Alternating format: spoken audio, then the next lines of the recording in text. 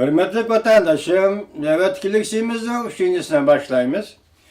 Washington Poçtası gazeti, Cungo iqtisodning kasatlashish davri yetib keladi deb ko'rsatdi mavzuli xabar 2015-yil 3-oyning 13-kuni Buyuk Ira tor betida e'lon qilindi.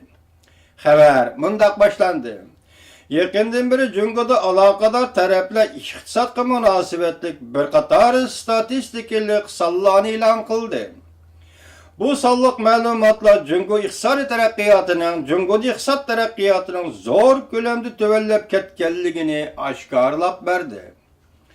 Bu sonliq ma'lumotlarga Cungoning zo'r miqdorda qarzini qo'shganda, uy imorat kasbiy tijorati va aksiya bozori mag'zab iqtisodni qo'shganda, Cungo iqtisodi allburun bir xatarlik bosqichga yetib keldi deb ko'rsatdi Washington Poçtası gazeti.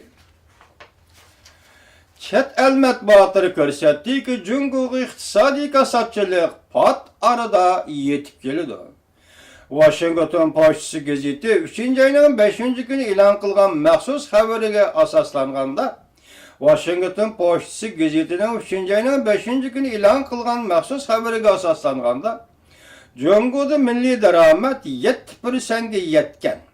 Moşundaq çağda nemişki Cungo iqtisadi kasatçılıkı yüzlünüdü.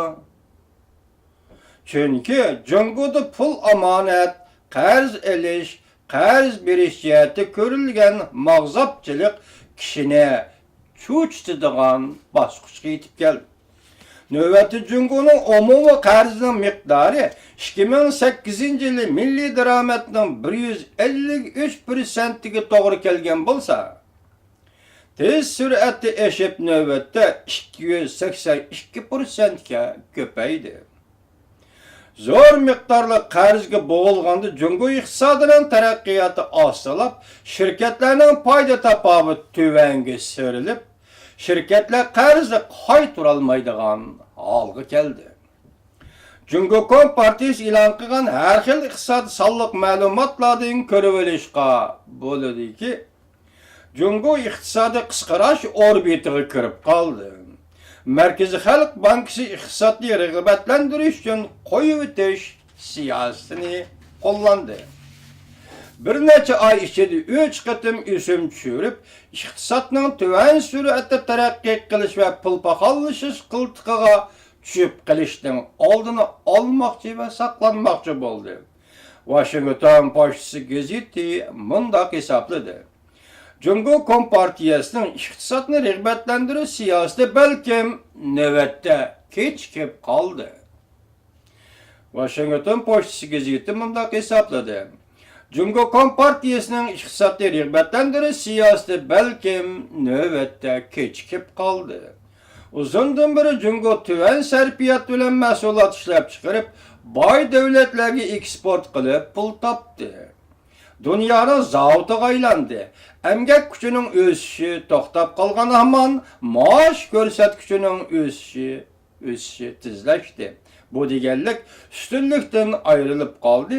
Emgak kuchi texmi tuvan davlatlarga uttirib o'tdi deganlikdir.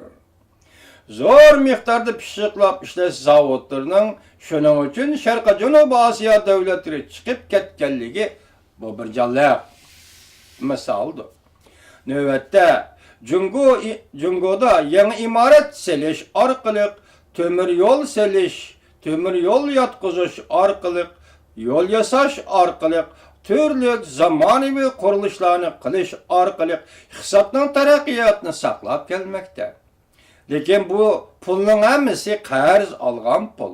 Nurg'un pul boshqarilmaydigan qarz berish organlari, ya'ni jazoni xo'rlab bankisidan qarz olingan pul bo'lib, yerlik hukumatlar va davlat egiligidagi shirkatlarga mablag' qilib solingandan keyin ondan uy imorat kasbiy tijoratiga ajratib beriladi. Shunda qilib uy imorat tijorati mag'zabchilikni paydo qilganda, bu mag'zab iqtisod borgan sari eg'irlashib ketdi. Washington Poçtası gazeti mundaq ko'rsatdi. Korkunçluk çüşkü okşaş ahval şu boldu ki, Cungo aksiya bazarıda, öy imaret bazarıda, mağzap iqtisat yemirilgen vakit, üsüm ve pul pahallığı miktarı en tüven çekki düşüp kalgan vakitka del doğru geldi. Kişine xuşal kılıdığan, çıraylık iqtisat mağzapçılığı bolmagan ahval astıda, bolupmu pul pahallığı güya nöl noktaga düşüp kalgan çağda, kişiler neh bol saklaşka amrap boludu.